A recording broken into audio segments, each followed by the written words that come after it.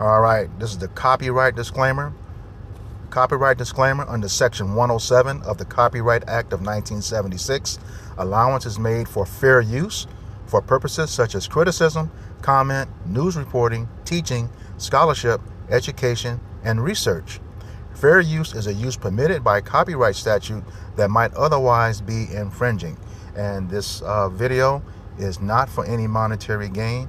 It is explicitly for the reasons stipulated in the Copyright Act of 1976 under Section 107.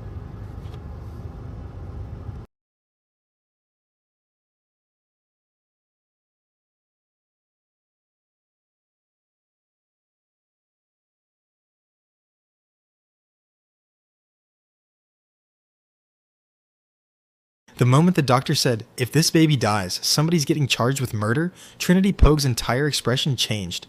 She stood up, walked out, and said one thing: "I'm calling my parents." It was the first crack in her calm, and the moment Julian Williams realized something was very, very wrong. Julian J. Williams, father of JD, testified he was fine, normal.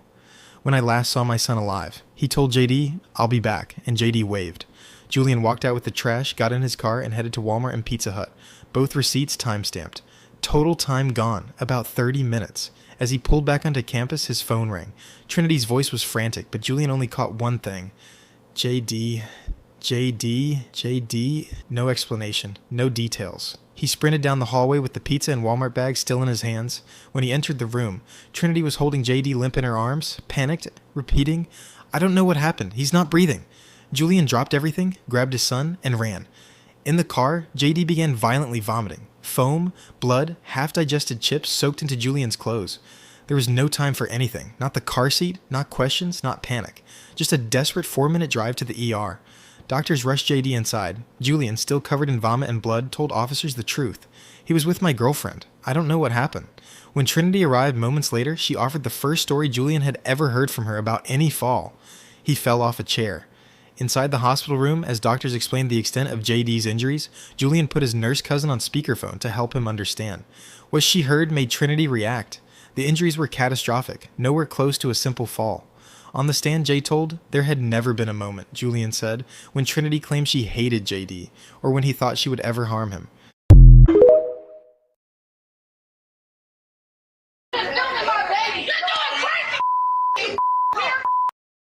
Trinity Pogue, the Georgia beauty queen, was found guilty in the death of her boyfriend's 18-month-old son. And when the verdict was read during court, she thought she almost got away with it. Trinity was found guilty on 2 counts of felony murder, 2 counts of aggravated battery, 1 count of cruelty to children in the first degree, and she was not found guilty on malice murder. She was sentenced to life in prison plus 20 concurrent years. Prosecutors say that Trinity caused blunt force trauma to the head and torso of 18-month-old Jackson Drew inside a dorm room at the Georgia Southwest State University in January of 2024. This resulted in fatal brain and organ injury. When this story first happened, Trinity told the boy's father that he had fallen off the bed. However, during the trial, Trinity's roommate read some pretty damning text messages that explained that Trinity resented the baby because she wanted a child of her own with her boyfriend. Several text messages, Trinity expressed that she had anger towards the 18-month-old baby, even saying that she wanted to punch him. I'm glad that baby JD finally got the justice he deserved.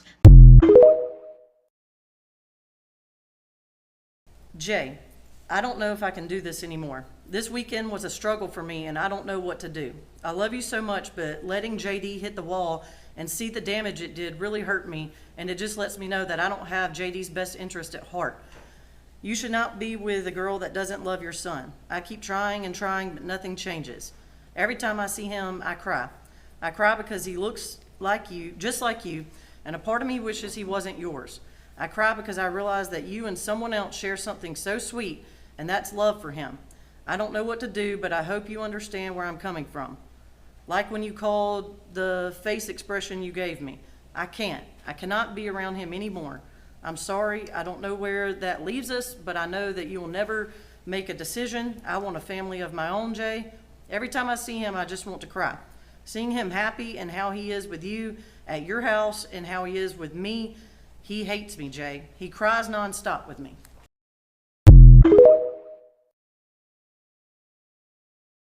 didn't a bottle of rum or a dispute or a fight over social media passwords kill that child? No. What killed that child was, with beyond dispute, it was a massive, tremendous blow to the back of his head that cracked his skull from here to here. That girl killed that little boy. She killed that little boy. She cracked his skull out of anger, out of malice. We'll talk about all that later. She killed that little boy.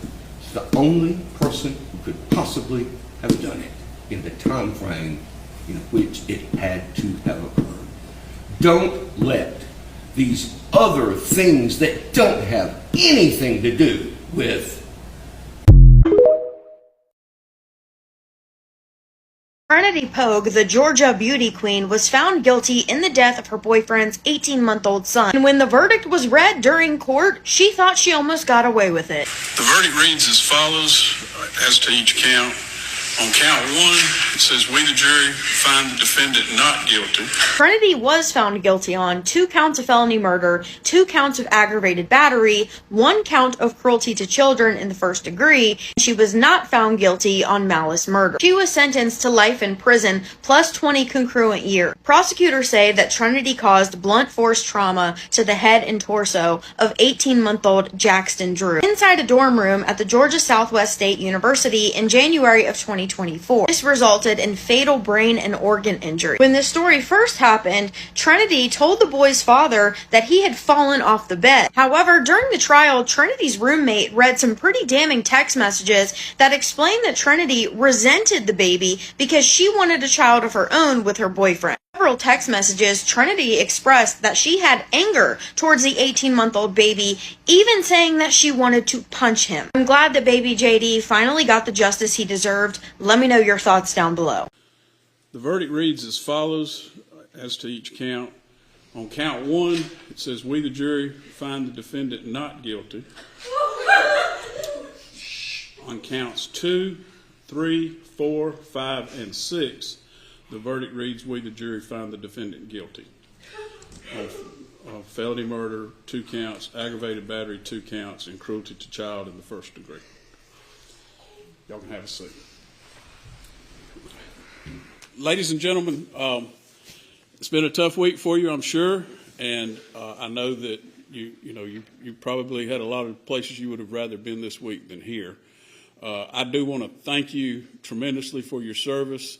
You have shown up, you've been on time, and you've paid thorough attention. You've taken in a lot of information this week, and you obviously, from the fact that you've deliberated over this, you've looked at this very closely. So with that, your county appreciates the work you've done, and you'll receive a stipend. It's just a token of the county's appreciation. You are free to leave for the term. You're also free to, you can certainly step back into the courtroom through the other door if you wish to, or hang around if you want to speak with the lawyers, but you don't have to. You don't have to talk to anybody. You're welcome to leave at this time if you prefer. If you do, turn in your badges on your way out, and make sure that your notes are in the jury room. And I really appreciate it. Y'all are free to go.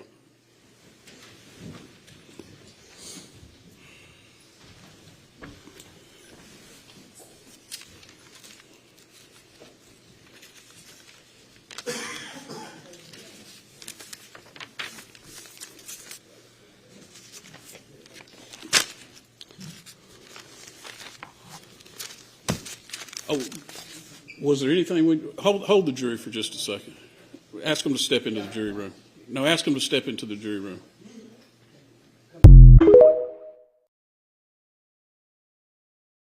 All right, Ms. Pogue, if you'll stand up, please.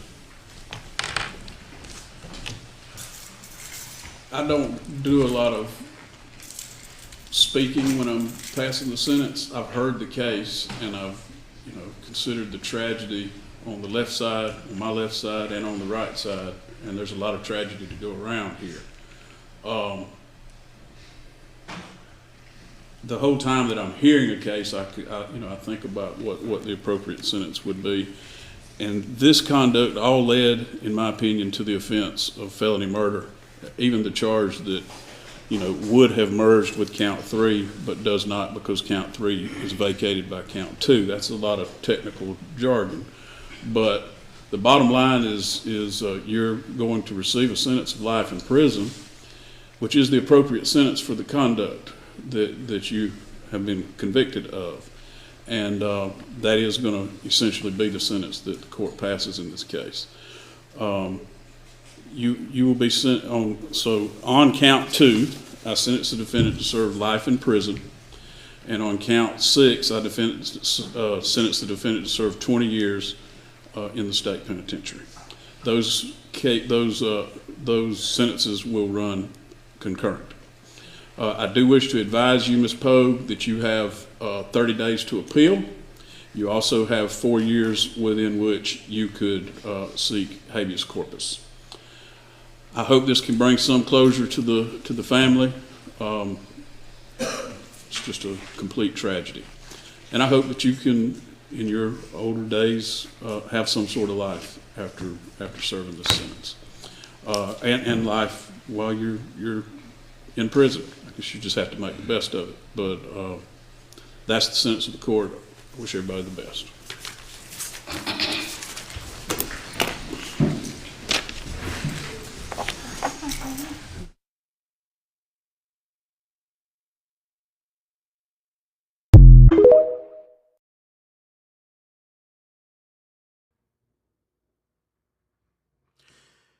Giving all praises, glory, and honor to Yahweh, Bahashem, Yahweh Shai, Bahashem, Rahak HaKodash. Double honors to the apostles and elders of Great Millstone who rule well in teaching me this 100% truth. Salutations to them and my fellow Akim who labor in this truth week in and week out on the highways and byways. Also salutations to the hopeful elect of the scattered 12 tribes of Israel, scattered to the four corners of the earth that be like unto the speckled bird, also known as your Israelite foreigners and your so-called Negroes, Latinos, and Native Americans. To you, I say Shalom. This is your brother Ayashar Barzal from the Indianapolis branch of the Great Millstone, coming back at you with another lesson that is edifying to the elect body of the nation of Israel. All right, first things first. You just saw the series of videos of the She-domite getting life for the unaliving of an 18-month-old Jake. All right. She's had her day in court. All right. And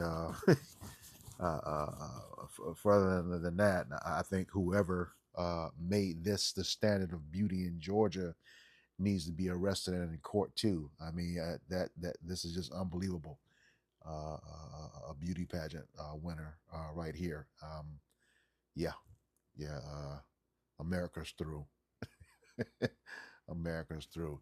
Nevertheless, this is the book of Ecclesiasticus or Sirach, chapter 12, beginning at verse 10.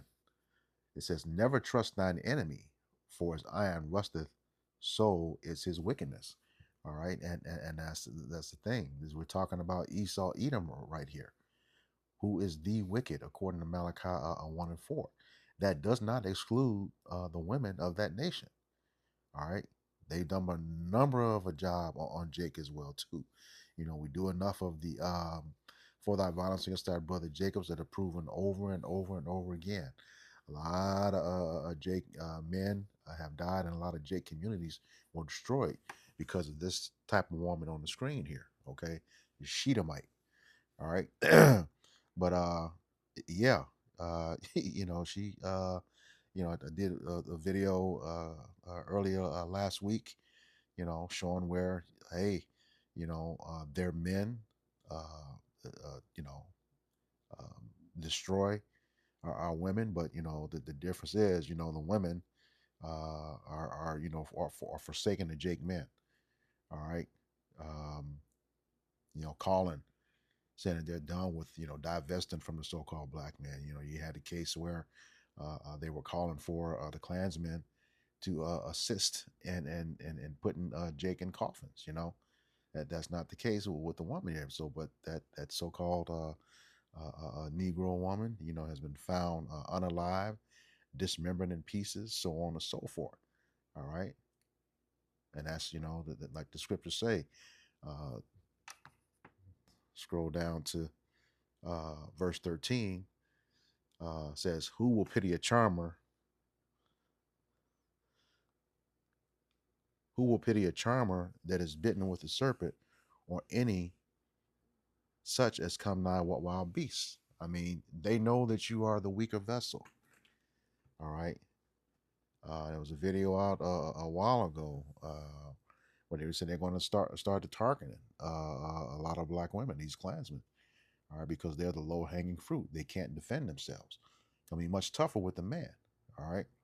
But, I don't want to get off on them too much. In either case, the Jake man or the Jake woman has to be very, very careful dealing with these Edomites, because they are bloodthirsty. They have an insatiable thirst for blood. All right, like you've seen here with this 18-month-old kid, talking about she wanted to start a family of her own. She just ruined that man's inheritance. If that was his firstborn son, the law, the firstborn son gets the inheritance. Not that Jacob's going to have much anyway, not in this land. All right, but yeah, he trusted her with his child, and his child is no longer here. All right.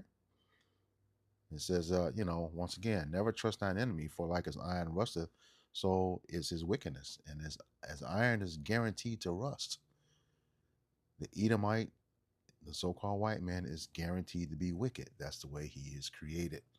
Okay. That is the way he is created. All right. What's that? Ecclesiastes, I believe it's 7:20.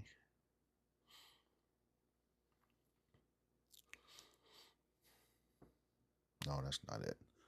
Maybe it's 13. Khan says, consider the work of Yahweh Bashem Yahushai, for who can make that straight which he hath made crooked? All right. And that's no one. It's just the way Esau is, both the man and the woman. All right. Now, and it's going to be the same in the kingdom. The man's never going to change. But that woman, once she realizes who's in power, she's going to humble down, and be a worthy a concubine. Some of them, they won't look like the one that you just saw on the screen. That's for sure. That's not a beauty standard. I don't know who came up with that shit. All right. But they, like I said, they need to be arrested too and do some time for that shit. All right. But in any case, yeah, that was just foul. What she did, Jake has to be very careful. The woman, she's on her own. She's most of them have lost their covering. Nothing we can do about that. But the Jake man has to protect himself. All right. He has to. So you gotta be careful about these heathen, especially Edomites. They know their time is short, and they are not gonna go out without a fight. That's both the man and the woman. All right. Slakia. So yeah, let's get back to Sirach chapter 12 and verse 11.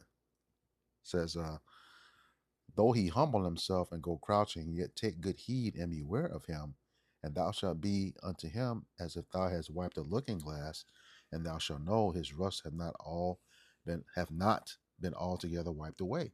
They're not going to change. Even behind all that makeup she had on, that was wicked. Crushing that baby's skull. Even though the scriptures say no one perishes being innocent, that's going into another tangent. But yeah,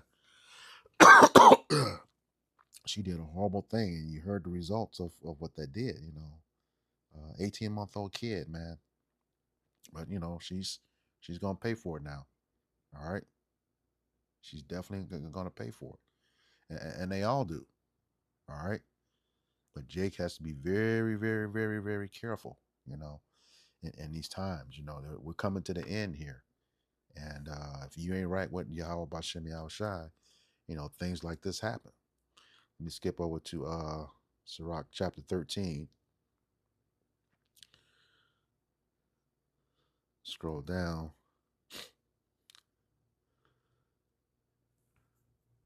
It says, what fellowship hath the wolf with the lamb? So the sinner with the godly. All right. And that's just the way it is. All right. Now, Esau is the ultimate sinner. You know, um, Jake sins too, but only Jake was given the law. All right. Only Jake was given the law. And there's really, especially in this time, should really be no fellowship.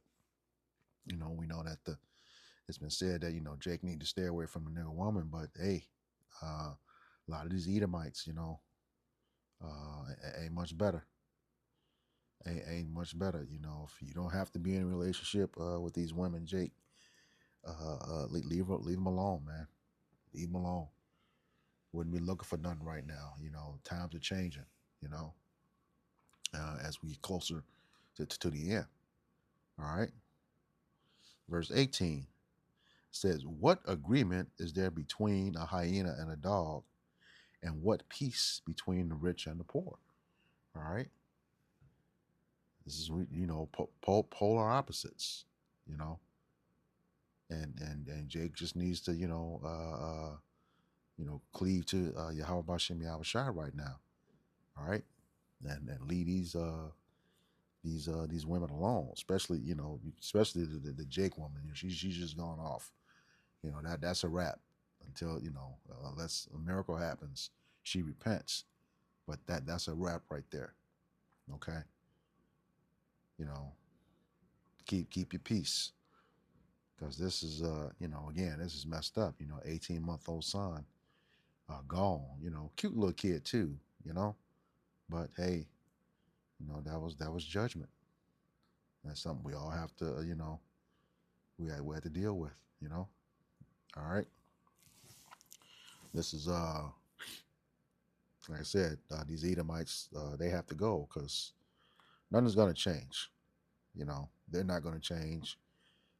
Jake just needs to repent and come back in order. This is the book of Psalms, chapter 109.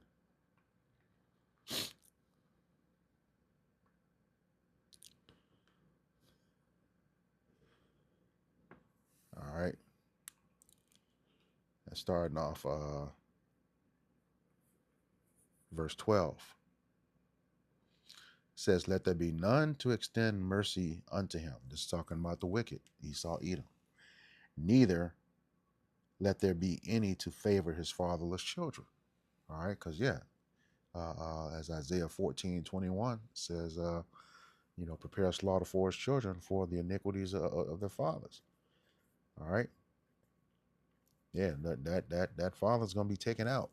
The whole seed line is going to be taken out. All right. It says, verse 13, let his prosperity be cut off, and in the generation following, let their name be blotted out. All right. So the nation of Edom is coming to an end, and we see that these, back in the day, what was that? The Casual Killing Act. I think of 1661 or 1669, one of those years, where this woman would have never seen any jail time for doing this. It was okay to murder Jake babies in the course of correction. All right. That was for those so-called white women. They were getting away with that. Now things are changing. We talk about it all the time. Deuteronomy chapter 30, verse 7. The curses that were on us are starting to lift and come on them. Her face, her whole countenance changed. She thought that when she was cleared of that first charge, she was home scot-free. All right. But there were the other 5 that were remaining, and she was found guilty on all of them, as you saw. All right. So it says, let his posterity be cut off, and in the generation following, let their name be blotted out. When we go into that word posterity, it's specifically talking about the progenitor of a generation to the furthest descendant of that generation. okay, which is Esau, Edom. When we know, according to Obadiah 1 and 18, after they serve their captivity twice as long and twice as hard in righteousness, they're going to be out of here for good by the hand of the people of the Lord at the Lord's will. All right, Yahweh Bashem Yahushai's will. He said, by the hand of my people, he's going to get rid of Edom. All right, that's Ezekiel 25, chapter 25, verse 12 through 14. All right, it says, let the iniquity of his fathers be remembered with Yahweh Bashem Yahushai, and let not the sin of his mother be blotted out.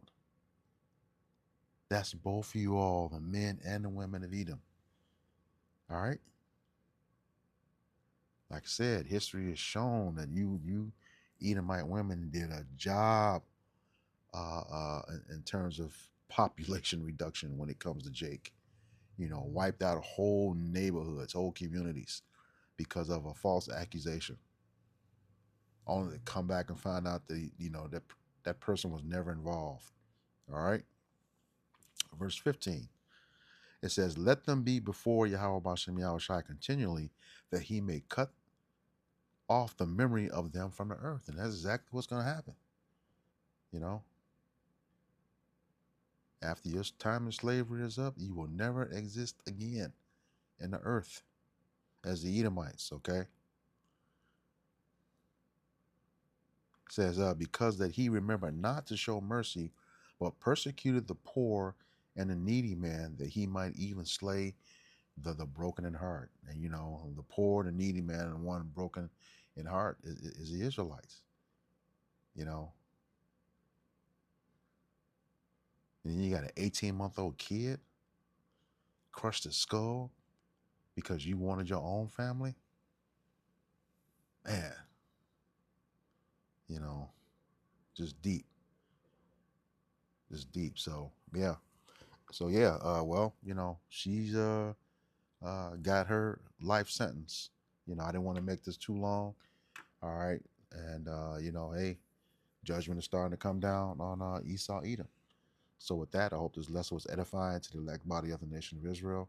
Once again, I'm going to give all praises, glory, and honor to Yahweh, Bahashem, Yahweh Shai, Bahashem, Rahakakwadash.